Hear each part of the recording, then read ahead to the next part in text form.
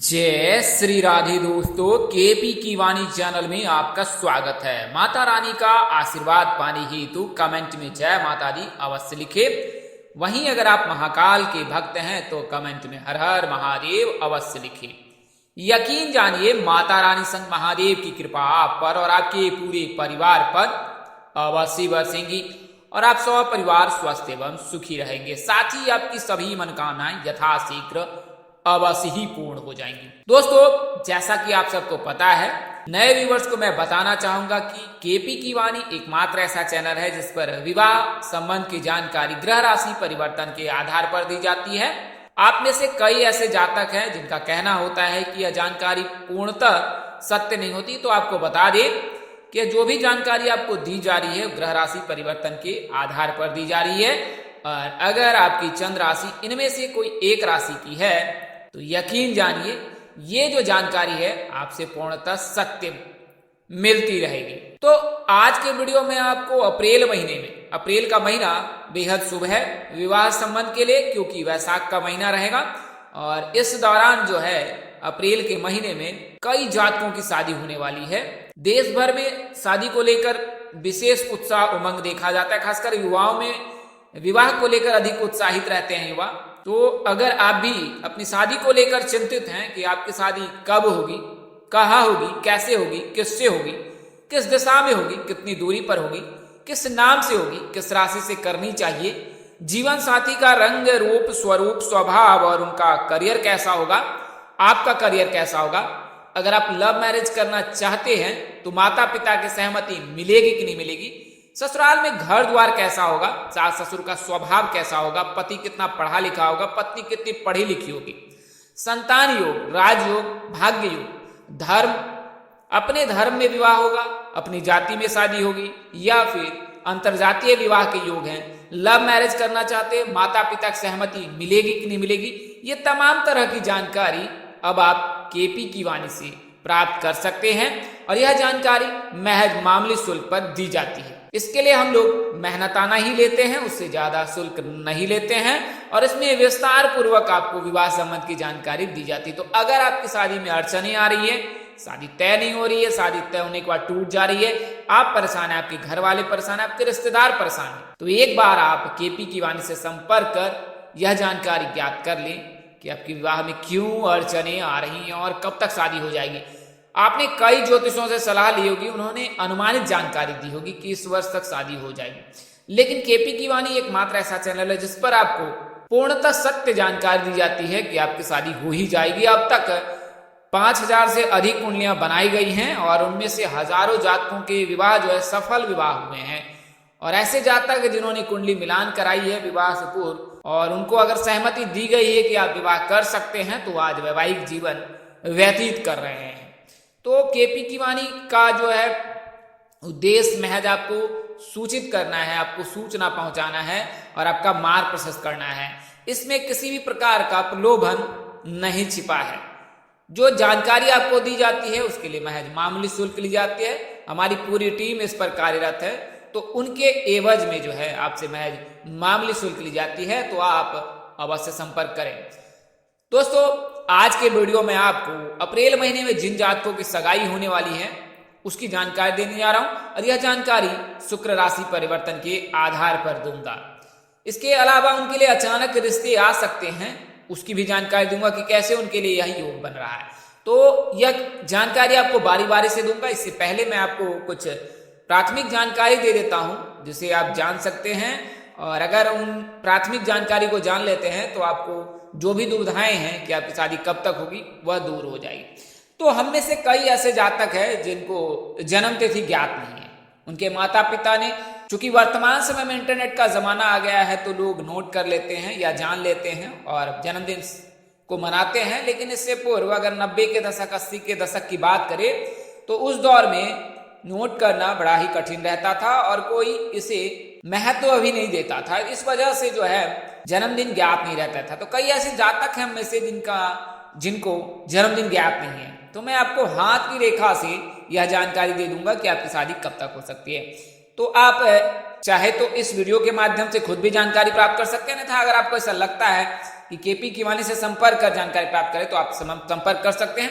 तो आपको बता दें कि हाथ में यानी हथेली में 3 रेखाएं होती हैं जो बहुत उभरी हुई होती हैं। प्रथम रेखा जो है वो जीवन रेखा यानी कि आपकी आयु को निर्धारित करती है। दूसरी रेखा जो है वो विद्या रेखा है जो आपके विद्या, मान, सम्मान, यश को परिभाषित करती है। और तीसरी रेखा जो है हृदय रेखा है, तो यह आपके स्वभाव को परिभाषित करती है। तो हृदय रेखा और छोटी उंगली यानी बुध पर्वत, छोटी उंगली के शीर्ष पर जो है यानी हृदय रेखा के शीर्ष पर बुध पर्वत यानी छोटी उंगली है, और हृदय रेखा और बुध पर्वत यानी छोटी उंगली के जो है बुध पर्वत और हृदय रेखा के मध्य जो रेखा उभरी होती है, अगर आप हथेली को थोड़ी सी तिरछी करते हैं तो आप वहां पर देख सकते हैं कि वहां पर एक रेखा उभरी होती, 1 या 2। तो जो रेखा सबसे ज्यादा उभरी होती है वो रेखा विवाह रेखा कहलाती है, हथेली के हस्त रेखा के आधार पर। तो ये जो विवाह रेखा है वो ज्यादा उभरी होती है, और विवाह रेखा जो है वो मध्य में होती है, या तो फिर हृदय रेखा के समीप होती है या फिर वो छोटी उंगली के समीप होती है, आसपास में होती है। तो उसी के आधार पर वर्ष विवाह की गणना की जाती है। तो अगर हृदय रेखा के समीप हो और आपको जन्मदिन ज्ञात नहीं हो तो आप यकीन माने कि आपकी शादी 20 से 25 वर्ष के मध्य हो ही जाएगी। अगर आप लड़की हैं तो भगवान श्री हरि विष्णु जी की पूजा अर्चना करें, 25 गुरुवार 21 गुरुवार का व्रत करें। अगर वहीं लड़के हैं तो भगवान शिव जी की पूजा अर्चना उपासना करें और कम से कम 16 सोमवार या शुक्रवार का व्रत अवश्य करें, तो इससे आपके विवाह के योग बनने लगे। अगर मध्य में है तो 25 वर्ष, और अगर छोटी उंगली के समीप है यह रेखा तो फिर आपकी शादी जो है 25 के पश्चात, 25 से लेकर 30 वर्ष के पश्चात जो होते विवाह के योग बनेंगे। अगर मध्य के पश्चात है यानी मध्य और छोटी उंगली के मध्य है और आपकी आयु 20 से लेकर 30 वर्ष है या 25 से लेकर 35 वर्ष के बीच है, फिर भी शादी नहीं हुई, तो आपको बता दें कि आप शिव जी की पूजा करें। हो सकता है कि आप आंशिक रूप से काल सर्प से दोष से पीड़ित हो, इस वजह से आपको दिक्कत आ रही है विवाह में। तो आप सामान्य रूप से विवाह के हेतु जो है शिव जी की पूजा करें।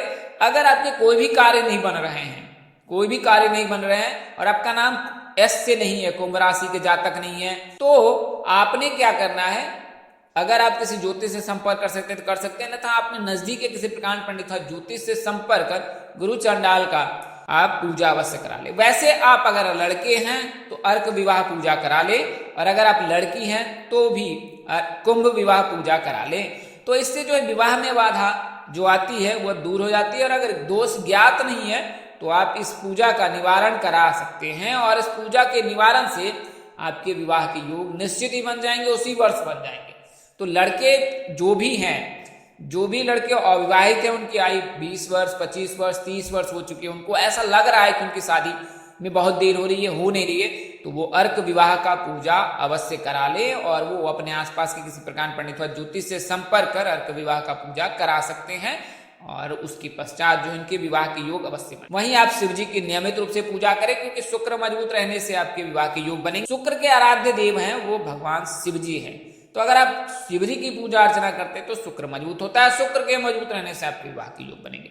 लड़कियां जो है अगर मंगल से पीड़ित हैं, अगर आपको गुस्सा बहुत आता है, चिड़चिड़ा स्वभाव है, बहुत जल्द ही आप हाइपर हो जाती हैं, सामान्य भाषा में कहे तो बहुत गुस्से करने लगती हैं, तो ये मंगल के लक्षण हो सकते हैं, आंशिक रूप से भी हो सकते हैं, प्रबल भी हो सकते हैं। तो इसमें जो है कुंभ विवाह का निवारण करा लेना चाहिए। आप अपने आसपास के किसी प्रकार पंडित हो ज्योतिष से संपर्क कर जो है इन लक्षणों की जानकारी देकर जो है आप कुंभ विवाह का पूजन अवश्य करा ले। तो यह तो जानकारी मैंने आपको विवाह के लिए दी है। अज्ञात लोगों के लिए, जिनको जन्म तारीख ज्ञात नहीं है, वो अज्ञात है अपने जन्म तारीख से, तो उनके लिए है। तो आपको बता दें कि आप जो हस्तरेखा के माध्यम से भी यह जानकारी ज्ञात कर सकते हैं। अगर आपकी आयु अधिक हो गई है, विवाह नहीं हो रही है, तो आप अर्क विवाह का पूजन अवश्य करा ले, तो इससे विवाह के योग बनने लगेंगे। इसमें सभी प्रकार के जो दोष हैं वो समाप्त हो जाते हैं। चूंकि आपकी कुंडली नहीं बनी है, आपको यह ज्ञात नहीं कि आप किस दोष से पीड़ित है, तो ऐसी परिस्थिति में आप अर्क विवाह पूजा करा सकते हैं। आइए अब वीडियो में आगे बढ़ते हैं और आपको उन राशियों की जानकारी देते हैं। तो वर्तमान समय में जो है शुक्र मेष राशि में विराजमान है और मेष राशि में ही रहेंगे 6 अप्रैल तक। तो कुल मिलाकर के 15 दिनों तक तो मेष राशि में है। मेष राशि में वर्तमान समय में राहु का भी गोचर हो रखा है, और राहु शनि ये दोनों ही तत्काल अचानक से रिश्ते लाते हैं। तो तो शनि वर्तमान समय में कुंभ राशि में है और राहु वर्तमान समय में मेष राशि में, केतु वर्तमान समय में तुला राशि में है, मंगल वर्तमान समय में मिथुन राशि में है। तो ये जो चारों ग्रह हैं ये अशुभ ग्रह माने जाते हैं और ये अचानक ही रिश्ते लाते हैं। ये शुभ भी माने जाते हैं, अशुभ भी माने जाते हैं। कई जातकों के लिए शुभ फल भी देते हैं और कई जातकों के अगर शुभ ग्रह उनमें प्रबल है तो फिर अशुभ फल देते हैं। तो राहु, शनि, केतु, मंगल के चलते आपके विवाह के योग बन सकते हैं। वहीं शुक्र का राशि परिवर्तन वर्तमान समय में मेष के बाद वृषभ राशि में प्रवेश करेंगे और वृषभ राशि में भी 25 दिनों तक रहेंगे। तो कुल मिलाकर के अप्रैल का महीना जो है बेहद खास रहने वाला है इन राशियों के लिए, जिसकी जानकारी मैंने दी है। तो अचानक रिश्ते आ सकते हैं, रिश्तेदार आ सकते हैं, आपसे हाल समाचार ले सकते हैं और उससे जो है बात आगे बढ़ सकती है और फिर आपके रिश्ते तय भी हो सकते हैं। और अभी का जो समय है वर्तमान समय में नवरात्रि है, नवरात्रि के पश्चात जो है शुक्र का गोचर वृषभ राशि में होगा। तो इस दौरान वर्तमान समय में खरमास भी चल रहा है, तो शादी सगाई तो नहीं हो सकती, लेकिन रिश्ते की बातचीत हो सकती है, रिश्तेदार आ सकते हैं, मिल सकते हैं और रिश्ते को नया आयाम दे सकते हैं। आप भी अपने बच्चे के विवाह हेतु अगर आप रिश्ते की बातचीत कर रहे हैं तो रिश्ते को आप आगे बढ़ा सकते हैं, बढ़ा सकती हैं। तो यह तो जानकारी मैंने आपको दी है। आइए अब मैं बता दूं कि कैसे किन राशियों के सगाई के। तो अब राहु का वर्तमान समय में गोचर मेष राशि में है, शुक्र भी जो है गोचर कर रखे हैं मेष राशि में। तो पहली जो राशि है मेष राशि, तो मेष राशि के जातकों के अप्रैल महीने में 22 अप्रैल के पश्चात तो प्रबल योग हैं। वर्तमान समय में भी उनके रिश्ते तय होने के 100% योग हैं। उनके लिए अचानक रिश्ते आएंगे और उनके रिश्ते तय भी हो जाएंगे, उनमें किसी प्रकार की कोई बाधा नहीं आएगी। अगर आप लड़की हैं, मेष राशि के जातक हैं, तो आप लाल रंग के, पीले रंग के वस्त्र अधिक से अधिक धारण करें।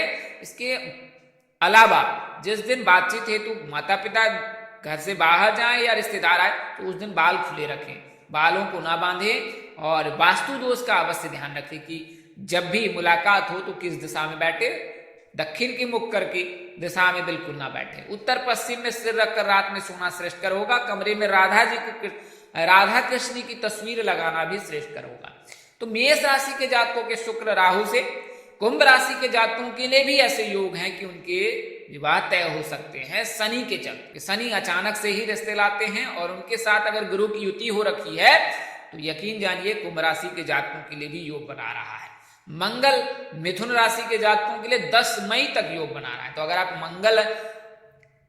मिथुन राशि के जातक है तो मंगल आपका विवाह कराने वाले हैं, आपके घर में मंगल ही मंगल करने वाले हैं। तो मिथुन राशि के जातकों के लिए भी शुभ योग है।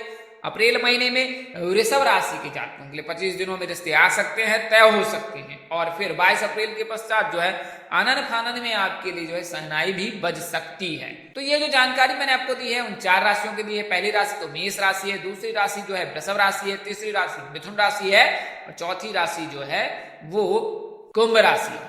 और 5वीं राशि चूंकि वर्तमान समय में गुरु मीन राशि में, तो मीन राशि के जातकों के लिए भी शुभ योग बना रहा है। लेकिन चूंकि मैंने आपको अचानक के लिए बताया है कि अचानक रिश्ते आ सकते हैं, अचानक रिश्ते तय हो सकते हैं, अचानक बातचीत हो सकती है, अचानक रिश्तेदार आ सकते हैं, अजनबी घर आ सकते हैं, अजनबी के फोन कॉल आ सकते हैं, विवाह संबंध को लेकर जानकारी प्राप्त कर सकते हैं, कोई किसी अज्ञानी जो है अज्ञात रूप में भी, अज्ञात वेशभूषा में भी आपके घर आ सकता है, आपसे हाल समाचार ले सकता है, जानकारी प्राप्त कर सकता है। तो यह तो जानकारी मैंने आपको दी है उन 4 राशियों के जिनके अचानक से रिश्ते आ सकते हैं और अप्रैल महीने में उनके घर सहनाई बज सकती है। बाकी आपको मैंने कई वीडियो में बताया है कि मेष राशि के जातकों को किस दिशा में शादी होगी, किस नाम से होगी, किस राशि से करनी चाहिए, कितने दूरी पर होगी। वृषभ राशि के बारे में भी बताया, मिथुन राशि के बारे में बताया है, कुंभ राशि के बारे में भी बताया।